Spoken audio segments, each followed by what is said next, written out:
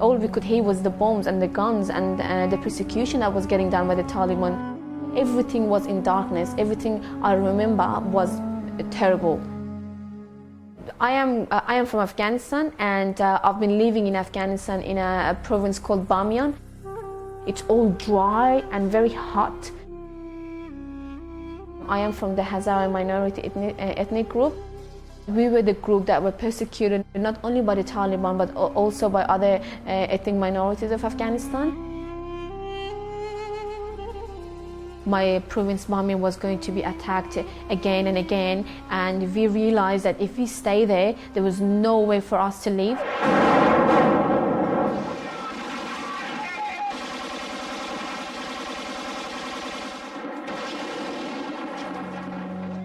When my dad was going for a long day out, he was always hugging us and saying that take care of each other.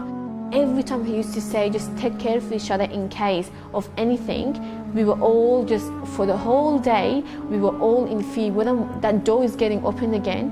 My dad said we need to get out of Afghanistan in order to survive. There's no way that we can stay in this country and say tomorrow it's going to get better, because this is not going to happen. Leaving Afghanistan was the most difficult one because Taliban were everywhere.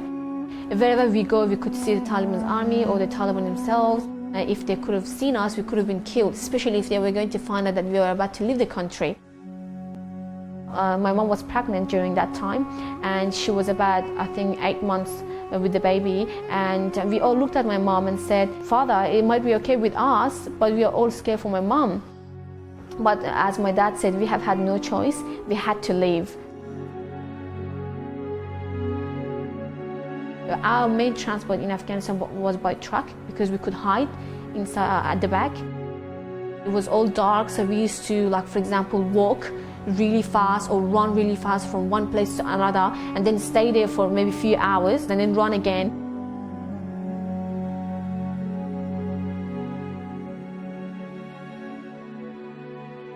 Afghanistan is really close to Pakistan because the border, they have really close. So therefore, when we left Afghanistan, we came to Pakistan, and that's where we actually start looking for a place just to stay and to decide what's going to happen to us in this new country.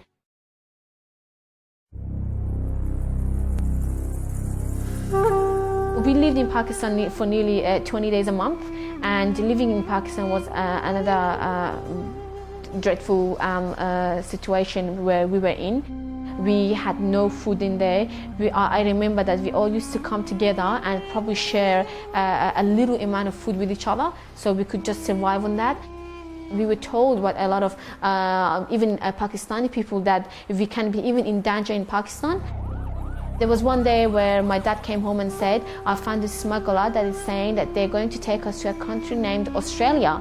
And we all had our eyes big and say, Australia, where is that? The smuggler arranged our transport, which was by airplane from Pakistan to Indonesia, which was done through fake passports. But we were all so scared and frightened because we knew our passport wasn't the right passport. We knew that we can get caught by the Pakistan government. After 1 month, we were told by the smuggler that it's the time for us to go into the Pakistan airport and get the plane and go to Indonesia. I was constantly having different questions in my mind as I was traveling. Sometimes I could see that I was hurting my parents by asking so many questions, but unfortunately there was no answer. When we got to Indonesia, we were taken into a truck straight away from the airport, like in a maybe a 5 minutes rush where everyone had to run into the minibus. We were taken from this minibus about a few hours away from the airport, which was called Jakarta. We were taken into this hotel where we were told that we are not allowed to get out of the hotel. We knew that my mom's time was getting close at the time to give birth to the baby. So we had that question, if something happens to her, what are we going to do? We had no clue where we were going to take her. We couldn't speak the language. It took her a few hours for the doctors to say yes, to approve her as a patient. She had to give birth to my little baby brother under cesarean. And one day the smuggler turned up and said to my father, we need to pack up right now and need to be at the boat place within 2 hours. We were at the hotel, my mom was at the hospital. We had no option, no choice, because the smuggler said we're either getting that boat or there's nothing else. We were the last family that got there where the boat was about to leave. The funny thing is that I thought it's going to be as big as a Titanic ship, but unfortunately it was like a fish boat with hundreds of people in there. With my mom's condition, she had to lie down because of the stitches, but unfortunately we couldn't even find a place for her to sit down with the baby. We were all Afghans, we were all Hazaras, but everyone had that hostility in their eyes, that revenge, that no one wanted to help the others. I remember we stayed in the boat 10 days. Several times storms and thunderstorms, and several times we actually thought that we were going to get drowned. I remember one day my mom was holding my little baby brother and he was fully wet, and most of the time we were fully wet up to here, but we were so used to it that we were like, it's okay, we are always wet, we are in the ocean. One day, the storm was so strong that it somehow damaged our boat. And when Australian Navy ship came, even though that they saw our boat was severely damaged, they told us that there's no way they're going to let us to go to Australia. I got scared and went to my mom and dad and said, what's happening again? Are they a different form of Taliban's? They got onto our boat, some of the Australian army, they came onto our boat and they repaired our boat. They got out of our boat and they brought the big Navy ship in front of our little boat, saying that there's no way that you're going to pass our boat. So you're either going to do a U-turn or our Navy ship there's no way it's going to move. We had to turn back and come back again. This time we were so much stronger that we said, we'll not go. You're either going to kill us like exactly how the Taliban would kill us, or we'll just go. They couldn't turn us back because we came so far this time that we were in Australian water.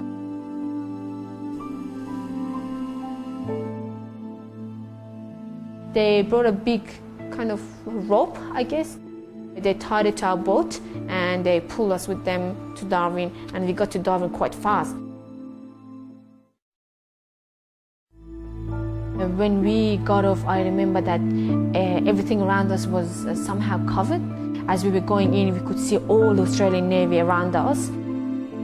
I saw like blue eyes, and then I saw blonde hair, and I was like, wow, they look different to me. We were taken to the really, really big empty hall.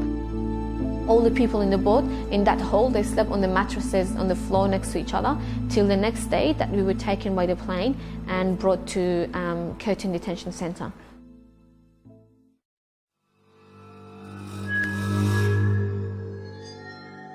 I just don't want to remember that. It was bad. It was really, really, really bad. Just imagine yourself, you're coming into a place where it's really hot, and it was desert. You have fences all around it with big gates, and then you have a lot of caravan houses. At a certain time, everyone gets sent back to those little caravan houses, and the doors get locked. With the Australian guards, they used to treat you somehow as if I was someone that I shouldn't have been in that place, or I was somehow not making them comfortable. I had questions to myself, like, why are they looking at me and laughing? There was this man, Australian man that I remember, he had a lot of dictionaries, which I didn't know back then it was dictionaries. The dictionaries get chucked at you and you just write, copy. One of the Hazara women was pregnant in the boat with us. After a month, it was her turn to give birth to the baby. She was brought back with the baby in the detention center, and she got released after 1 year and a half. So the baby was 1 year and a half when the family was released. I always wanted to know what's outside those fences. One day, the guard came to us and said, just get your baggage and it's a time for you to go. And I was so happy. I was like, oh my God, I'm going to see something outside these fences. Freedom, I could see all the joy within my family, that everyone was so happy. But we had no clue where we were going. we were sent to the airport. From the airport, we were on our own into this plane, and we ended up in Tasmania, which I was like, oh, we got deported from Australia because it's not in Australia, it's outside Australia. I remember the first Christmas, it was a culture shock. For example, the first time that I went to a shopping centre, I was like beep, beep, beep in the cashier. I was like, wow, like what's this? The first smile that I got from an Australian person, she came up to our family and said, you guys seem lost. She introduced the whole system. She taught me how to smile, taught me that not everyone is the same based on what I suffered in detention centre.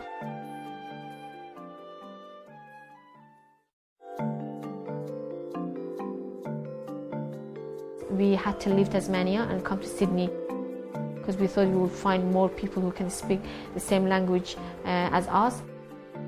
And I was sent to high school according to my age. That was another challenge, to catch up with Australian kids. Due to those experiences, my life is colourful today. I have finished my first degree in 2009, which was Bachelor of Medical Science. I'm doing my second degree at UTS of Bachelor of Nursing. I work as a nurse at Auburn Hospital, but beside that, I am working as an Afghan project officer at Auburn Diversity. Salam. That is mainly looking at the issues that these Afghan youths are going through in the new community in Australia. A lot of Australians have, especially with Australian kids, they use the words queue jumpers, and they say you're a queue jumper. At the start, it was really hard for me to tell them we're not queue jumpers, we're refugees. We came to Australia because our life was at risk. We didn't come to Australia to see these big buildings. We didn't come for the luxury, we came for the peace. I would not have a life. That's how I would see it. I would have been dead. I would have been dead at the age of 12. Well, we do hear a lot in the media or in the public that why aren't asylum seekers or refugees coming through the right process? And we tried that. We tried that for my grandparents' family, but that didn't happen. So I have no clue what the government is calling as a right process. What is the right process? That's the question. Thinking about the children, about the young people that have came to Australia without their family members, how did they make it, first of all? I cannot believe how did they make such a decision, leaving their close family members and coming on their own, risking their own lives. I do know children that have put their families' cases for maybe 2 years and they still haven't heard.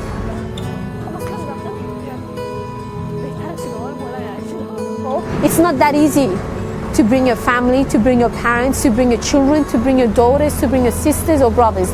It's not that easy at all. It's very difficult. It's a very long process, and most of the times, or majority of the time, it's rejected. I came with my family, and that includes my 2 sisters, my 2 brothers, and my parents. In my family, there was no way that I could have been sent by myself to Australia because I was a child. There was no way I could make it, and I had my family around me. Since we came to Australia, we were unable to bring anyone. My parents tried so hard to bring their family members, to bring their parents, but unfortunately that wasn't the case. There's a lot of terms coming up. First it was called queue jumpers, now we're going back to anchor child. I imagine myself, if I had to come through that journey and not having my dad and my mom, my sisters and my brothers around me, I would probably not make it. There's no way that I could have made that journey without a family member.